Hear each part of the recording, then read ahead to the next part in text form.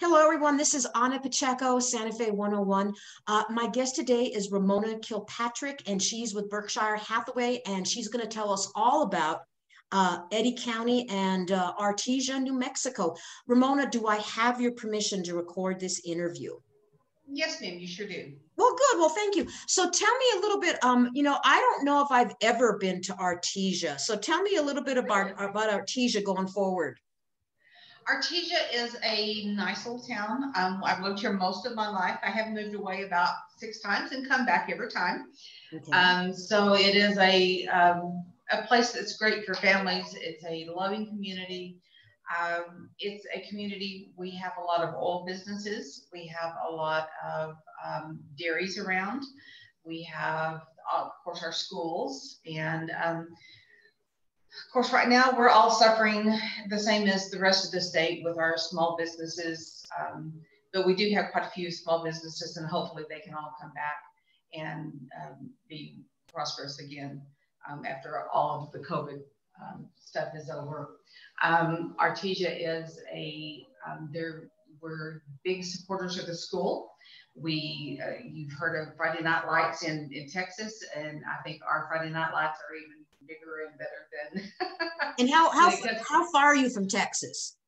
We are about hour and a half from Texas. And what would be the first city you would hit when you get to Texas? First city, it depends on which way you go. If you're going through Lovington, you're going to hit Plains first, or yeah, Plains. Plainview, Plains. I don't ever remember which one it is. Plains. And if you go through Hobbs, you're going to hit Seminole. If you go through Clovis up that way, you're gonna hit Muleshoe. Okay. So it just depends on where you are. We can go south 3 hours and get to El Paso. And is Artesia are you in the oil and gas region of the state where there's a lot of that industry? Yes, ma'am. There's a lot oil and gas. We have the refinery is here. We have EOG, and Yates Petroleum is all here. We have Concho. We have gosh, I don't even know all of the oil businesses that we have, but yes. So you have a lot of Chase, Mac Energy. Mac Chase and Mac Energy also have pecan orchards. We have a lot of pecan orchards around Artesia that belong to the Chase family. The Chase family also they have a Chase Foundation that helps with all kinds of things in Artesia. And so in Artesia, I mean, in the city proper, do you see the oil rigs, the things pumping oil? Do you see those? No. That's all outside of town. The only thing we see in town is the refinery. Okay. Does it smell like oil down there? No. Well, some people think it does, but we think it's just, I mean, when you live here, you just get used to it. So if you were to drive through, yes, you might smell it. Okay. And what is the median cost of a home right now in Artesia? Right now, the median cost is about $265,000. And for $265,000, what would you get? For instance, you would get a 3-bedroom, 2-bath, maybe 1,600 to 1,700 square foot. Okay. So, our real estate is a little higher than anywhere else. Especially high. And why is that? I'm sorry. Why is real estate a little bit higher in Artesia than, say, Carlsbad or somewhere around the area? I really don't know. That has been a question that has been asked for a long time. We do have also the Federal Law Enforcement Training Center, or FLETC is what we call it. And that drives a lot. Our inventory is low, so that drives our industry a lot. Our real estate down here has always been on the higher side. We don't have a lot for sale, and when something does come up that somebody wants, it's sold immediately. We just keep a cycle going. So our industry has never really had that huge up and down. We have a slight up and down sometimes, but not a huge one. And what about builders? Are they building new subdivisions, or is there opportunity for growth in your area? Oh, yes, ma'am. We have 2 new streets that just got put in. We have 2 other new streets that just got put in that are completely built on, 2 brand new ones that have just opened. We have a new subdivision that the French brothers are building on. It is going gangbusters over there. There's houses being built in just different areas out on off the highway, more in the country. There's a subdivision going in out there. Yes, there's quite a bit of building going on here. And then for like a brand new house in one of these new subdivisions, what would that cost? They run anywhere from $295 up. $295 is your smaller home. It's 1,600 square foot, 3-bedroom, 2-bath. Some are a 3-car garage, some are 2-car garage, some are 2-story. There are a few that are 1-story. So yeah, they're in the New French Brothers subdivision. The starting price is about $310. And what about high-end homes? Do you have high-end houses in your area? We do have some. We do have some in the 500,000 range and up. Not very many, but we do have a few of those. And what would $500,000 get you there? Well, the one that I'm thinking of right now that's listed at $512, it gets you a 4-bedroom, 2.5-bath, living area, dining area, formal living and dining area. And then it has a swimming pool in the backyard. It's on a corner lot. It actually is a lot and a half. So you have a good, your neighbors aren't right on top of you. It's right on the corner lot. So you're going to get something about like that. Some of them in that price range, you may get some land outside of town that would get you those kind of amenities as well. And then in terms of like rural areas, are there a lot of little ranchettes or farms for sale out there? No. They're just, everybody just hangs on to those. We don't have a lot of those. Okay. And then, here in Santa Fe, we do a lot of, or we used to, but still in northern New Mexico, Adobe construction is still very popular. Do you have Adobe homes out in your area? We do have a few, yes. They are getting away from that.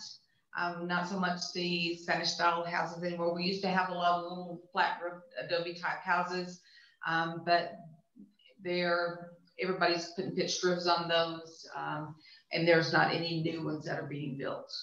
Yeah, that makes sense. I mean, here in Santa Fe, if you're a roofer, you're probably a millionaire, because there are so many flat roofs, and everybody needs to replace their roofs every 10 years at least, because of the snow. It's just people, I think, are trying to get away from that. Unfortunately, here in Santa Fe, because of a lot of the historic restrictions, because we're such a historic town, they don't allow in certain areas to build with pitch roofs and that type of thing. Right. And how long have you been selling real estate now in the Artesia area? I have been in real estate for 6 years now. Okay. And I understand your husband's also a realtor. Yes, he is. He's a brand new realtor. He just got his license in August. And okay. Work with us. Do you do joint sales as a couple, or do you just try to do your own? Do you try to help? We just getting him started. We've done a couple of joint sales. So he's got a couple. We've got a couple going right now.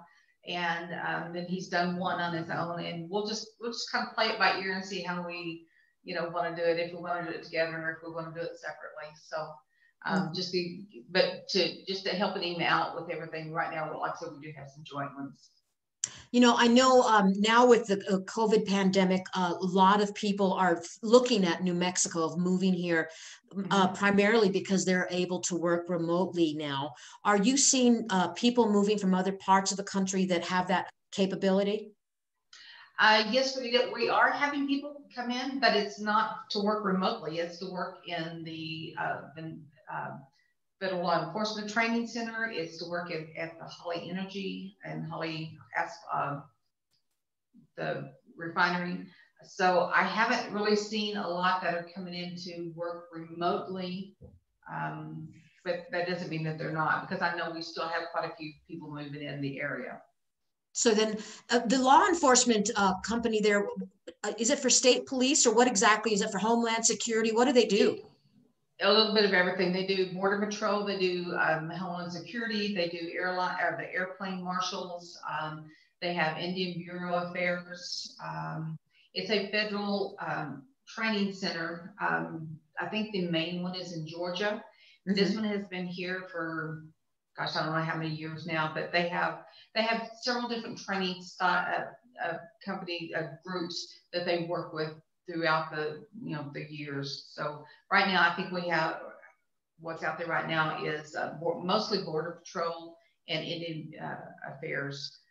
I'm not sure how much they're doing with the air marshals or anything like that right now.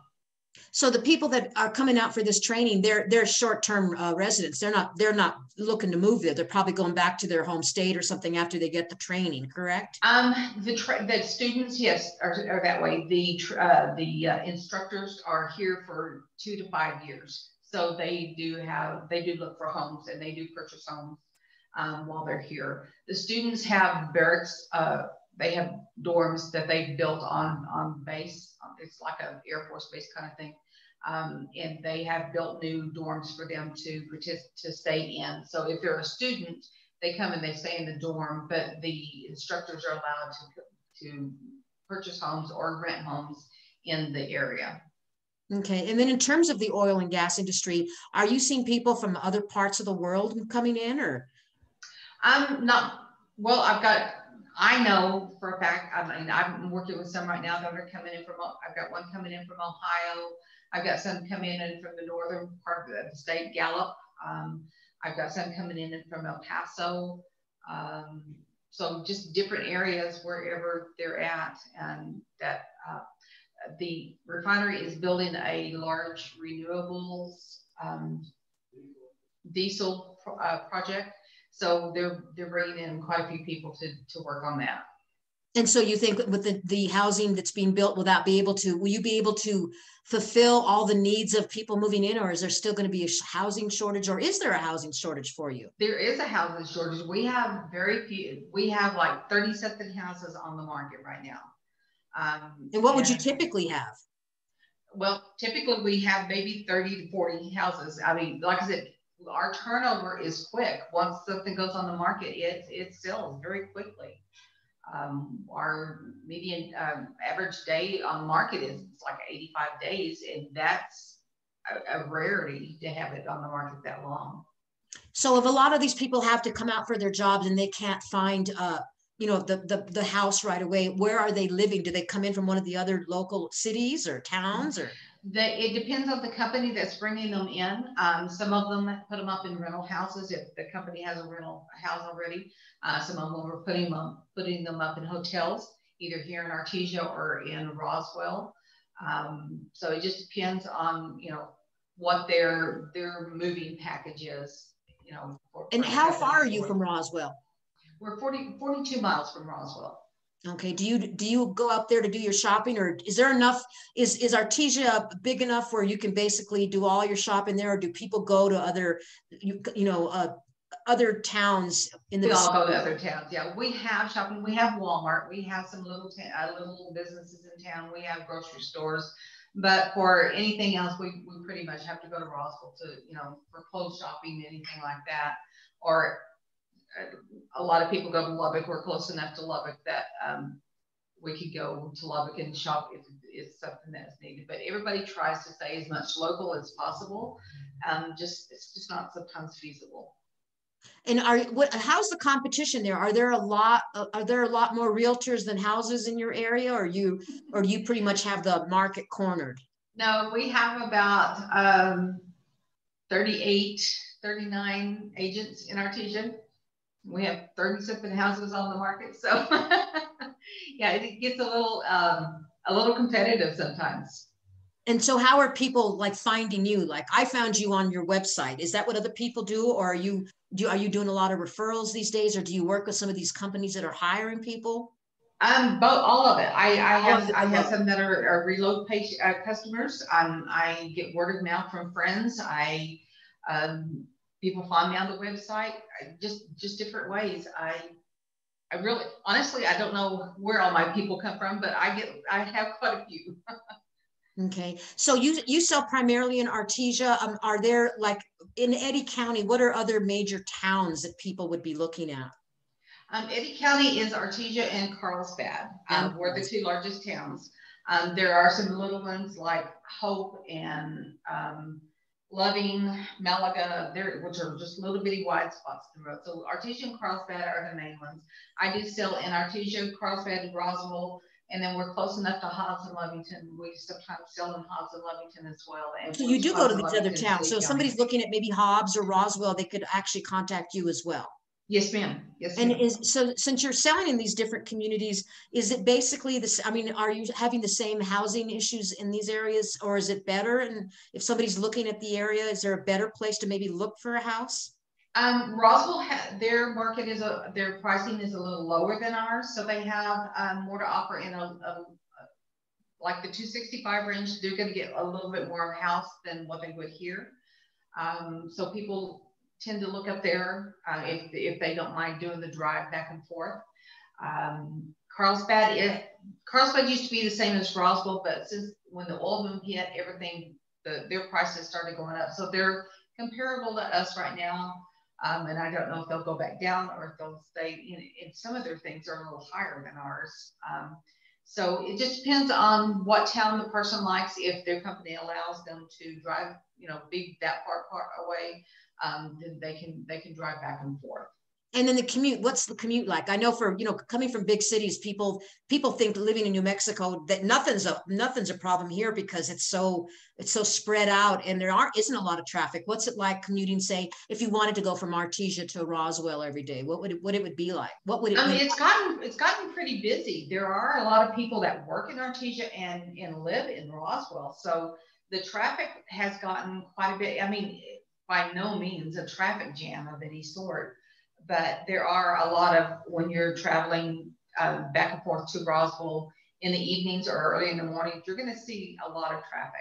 So back and forth. And I think, well, Roswell is a much bigger town or city than Artesia. So you probably have more access. There's more availability of apartments, I would think. Yes, ma'am. There's more apartments and there's probably more rentals as well. Our rental base here is, we have it, but like the houses, everything stays full, or it's too high, or our prices are just higher here. Right. And then I think in Roswell too, you have the military institute. There's probably other sources of employment there. So it might be better, say if somebody has a job in Artesia, but maybe the other spouse could find a job in Roswell or something. Yes, a little bit more yes. easily. Okay. Is there anything else you want to talk about Eddy County? Or if somebody's looking at this video, listening or watching this video, is there something that you'd want to, like a real selling point in it, even if it's just oil and gas, what would you like to say about your county and why they should consider living in your area? Our county, Eddy County, is just, we're not super fancy. There's nothing special about Eddy County, but the people of Eddy County are the most friendly and helpful people you will ever meet in both cities. Of course, Artesia and Carlsbad are big rivals for the schools, and so you have a lot of rivalry, but you have a lot of camaraderie. People just love each other. People love people coming in. They're helpful. It's just a community. Even though we're two cities, Eddy County is a community as a whole. And that's what a lot of people like about being in Eddy County. So it's a welcoming community. So even if you were coming from, I don't know, Pittsburgh, you would feel at home there. You wouldn't feel. Yes, ma'am. Yes, ma'am. I think everybody, I've had a lot of customers that have moved in and they're like, wow, everybody's so friendly here. How come everybody's so friendly? Well, we're just glad to have you. Everybody just works together. I think that's true about all New Mexico, because even here in Santa Fe, if I go walking my dog, people say hello, and it's that's the nice thing about New Mexico. We're still a very friendly and welcoming state. Yes, ma'am. We lived in Arizona for a little while, and when I was working, I had a lady say, "You're not from here, are you?" I said, "No." I'm from New Mexico. So I thought you were from somewhere because you're too friendly to be from here, So that says a lot for New Mexico that, we do have friendly people. We definitely still have that. Is there anything else you want to say before we wrap up, or are we all set here? I appreciate this opportunity. And if you need anything in New Mexico, if you're moving here, just give me a call. I'd be glad to help you. You know, whether you're buying, whether you've got something you need to sell, come see me. And I'm going to be sure and put all your contact details on Santa Fe 101. Okay. Okay. And I want to thank you. Thank you.